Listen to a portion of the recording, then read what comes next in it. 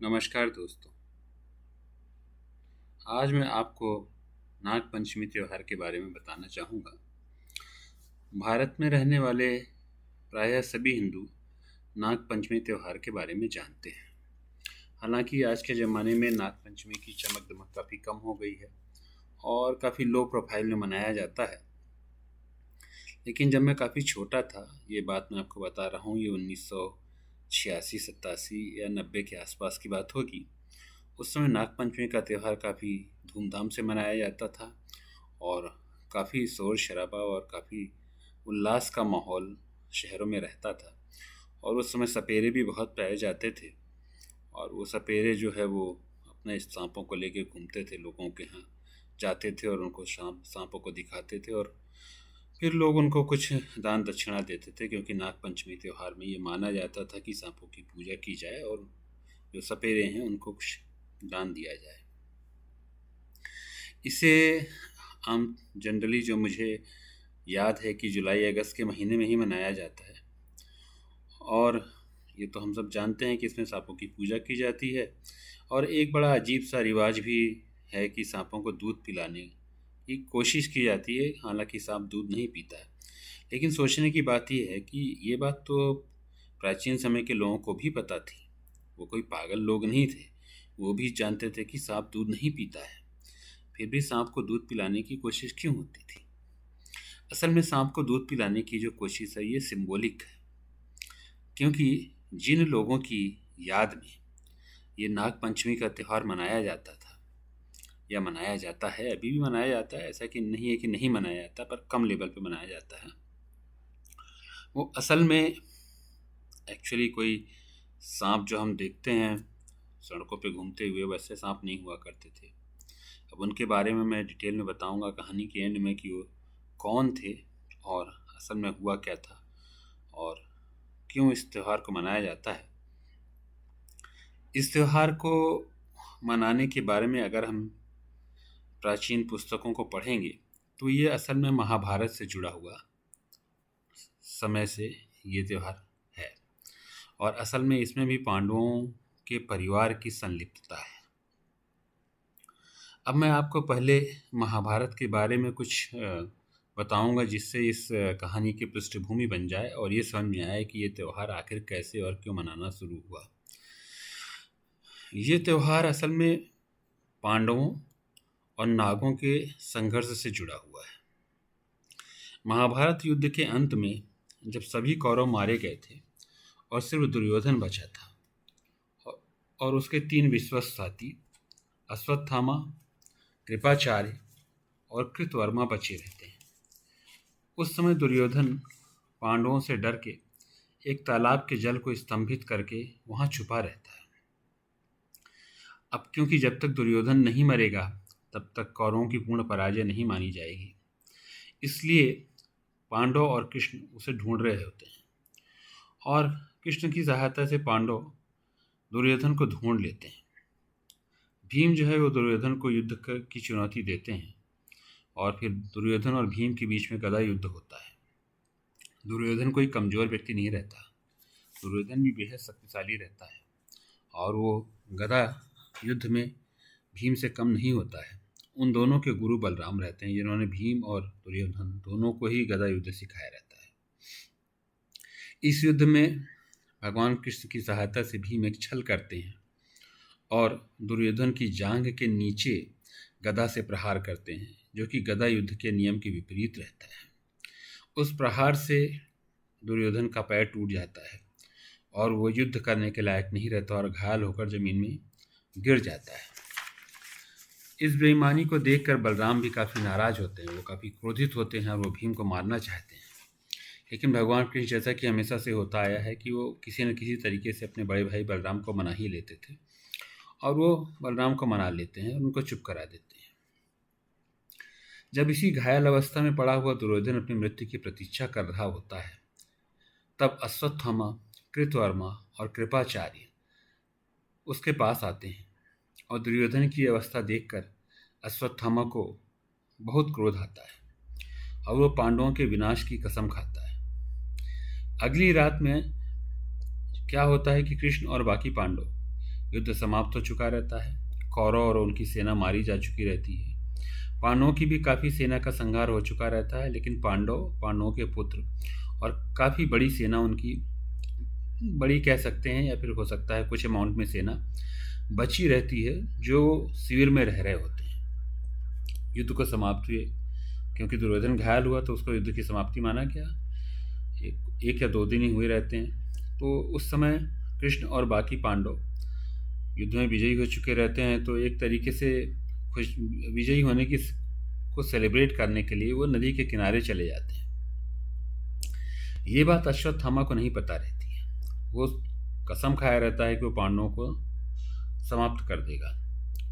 तो आधी रात में पांडवों की शिविर पर, जिस समय वो सो रहे होते हैं, हत्या करने के उद्देश्य से हमला करता है। कृपाचार्य और कृतवर्मा शिविर के बाहर, शिविर के गेट पर खड़े रहते हैं। अश्वत्थामा जब हमला करता है उस समय सेना और बाकी लोग सो रहे होते हैं, और वहाँ एक लाइन से 5 बिस्तर पे 5 लोग सो रहे होते हैं, जिनको अश्वत्थामा सोचता है कि ये 5 पांडव हैं, और वो उनकी हत्या कर देता है। अश्वत्थामा की अचानक हुए हमले से घबराकर वहाँ के सिपाही भी भागने लगते हैं। बहुतों को अश्वत्थामा अंदर मार देता है, और जो बचे रह जाते हैं, जब वो बाहर की ओर भागते हैं तो कृपाचार्य और कृतवर्मा उनकी हत्या कर देते हैं। इसी हमले में द्रौपदी का भाई धृष्टद्युम्न भी रहता है, जिसने अश्वत्थामा के पिता द्रोणाचार्य की हत्या की रही है। ठीक, अश्वत्थामा धृष्टद्युम्न से हमेशा से ही प्रतिशोध लेना चाहते हैं, और उस रात में वो धृष्टद्युम्न को बहुत बुरी तरीके से मारते हैं और धृष्टद्युम्न मारा जाता है।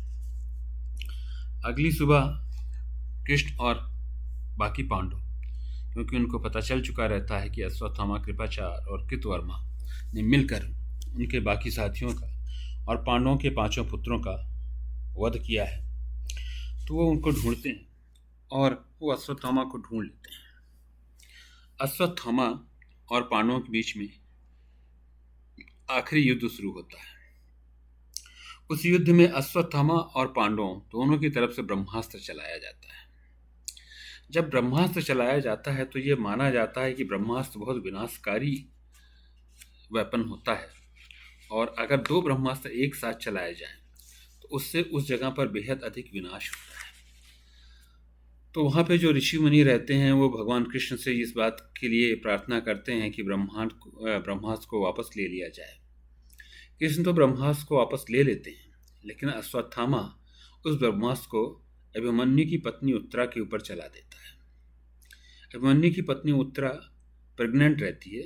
उसके गर्भ में पांडवों का जो वारिस रहता है, जिनका नाम बाद में परीक्षित पड़ता है, वो पल रहे होते हैं।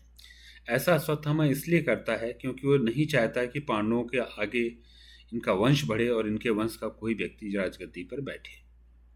लेकिन भगवान कृष्ण परीक्षित की गर्भ में इस ब्रह्मास्त्र से रक्षा करते हैं। ये सब गर्भस्थ शिशु देख रहा होता है। जो परीक्षित जो गर्भ में रहते हैं उनको ये दिखता है कि एक बेहद तेज प्रकाश उनकी ओर आ रहा है, और एक अंगूठी के आकार का व्यक्ति जो श्याम वर्ण का है और वो दिव्य पुरुष है, वो उनकी उस प्रकाश से रक्षा कर रहा है।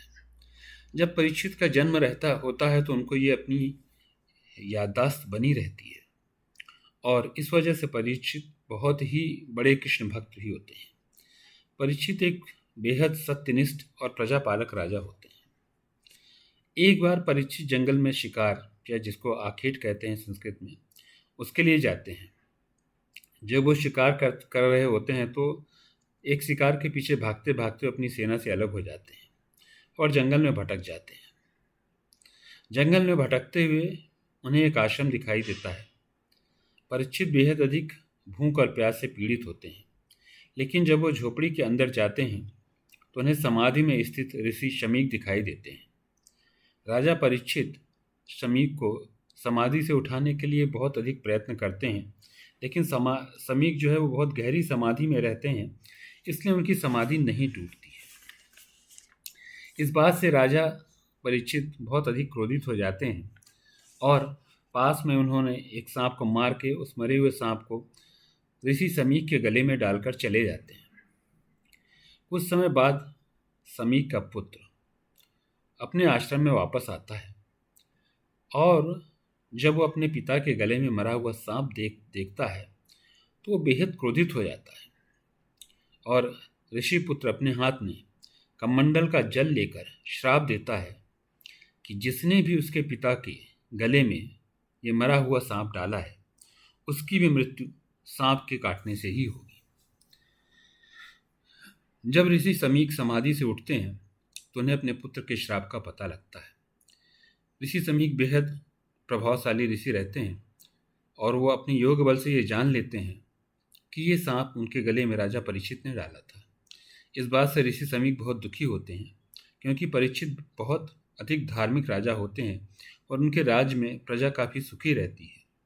और ऋषि समीक को ये पता रहता है कि राजा परीक्षित के मरने के बाद ही कलयुग इस धरती पर आ जाएगा और यहाँ पे काफ़ी ज़्यादा अनाचार बढ़ जाएगा। ऋषि समीक जो है वो राजा परीक्षित को बचाना चाहते हैं, इसलिए वो परीक्षित के पास जाकर उनको पूरी घटना का ब्यौरा देते हैं और उनको बताते हैं कि क्योंकि उनकी मृत्यु सांप के काटने से होगी इसलिए वो अपने आप को उससे बचाने का प्रयत्न करें। ये बात सुनकर राजा परीक्षित जो है वो गंगा के बीच में अपना जो है वो मचान बनाते हैं